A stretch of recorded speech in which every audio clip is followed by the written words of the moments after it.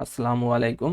আজকে আমরা আরেকটা কোশ্চেন সলভ করে দেখাবো এবং এই কোশ্চেন সলভ করতে করতে বেশ কিছু কিছু ইনফরমেশন বা রুলস হচ্ছে কি আমরা জানার চেষ্টা করবো। একটা কোশ্চেন সলভ করার মাধ্যমে আরো যাতে 4-5টা রুলস আমরা শিখতে পারি সেই জিনিসটা শেখার চেষ্টা করব। এখানে একটা কোশ্চেন আছে, what is the verb form of power? পাওয়ারের ভার্বটা কি সেটা জানতে চাইছে। এখানে আসি, প্রথম যে অপশন আছে, প্রথম অপশন আছে পাওয়ারফুল। এই যে ফুল থাকলে ন্যাচারালি সাধারণত কি হয়? অ্যাডজেক্টিভ হয়। ন্যাচারালি সাধারণত অ্যাডজেক্টিভ হয়।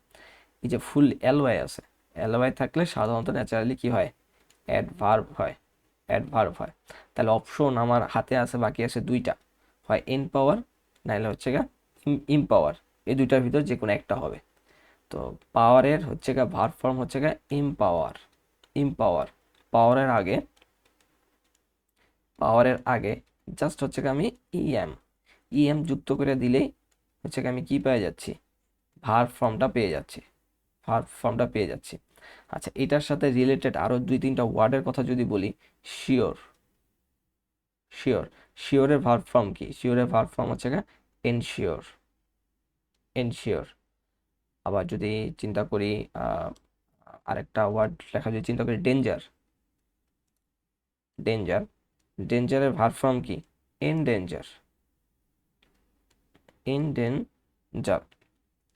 এখানে শিওরের আগে হচ্ছে কি যুক্ত হয়েছে? এন যুক্ত হয়েছে। ডেঞ্জারের আগে কি যুক্ত হয়েছে? এন যুক্ত হয়েছে। কিন্তু পাওয়ারের আগে এম যুক্ত হবে, ই এম। আর এদের আগে কি যুক্ত হয়েছে? E N. এখানে কিন্তু কনফিউশনটা, পাওয়ারের আগে ই এমটা। এখানে অনেকেই ভুল করে ইন পাওয়ার অ্যান্সার হচ্ছে গিয়ে আমরা দাগায় ফেলি, কিন্তু অ্যাকচুয়ালি হবে কি? এম পাওয়ার। পাওয়ারের ভার্ব ফর্ম হচ্ছে গিয়ে ই এম দিয়ে যুক্ত হবে, এম পাওয়ার। কিন্তু এটার সাথে রিলেটেড আরো বিগত সালের কোশ্চেন থেকে শিওরও পরীক্ষা আসছে, ডেঞ্জারও পরীক্ষা আসছে। তাহলে শিওরের আগে ইনশিওর হবে, ইএন হবে। ডেঞ্জারের আগে ইনডেঞ্জার হবে, ইএন হবে।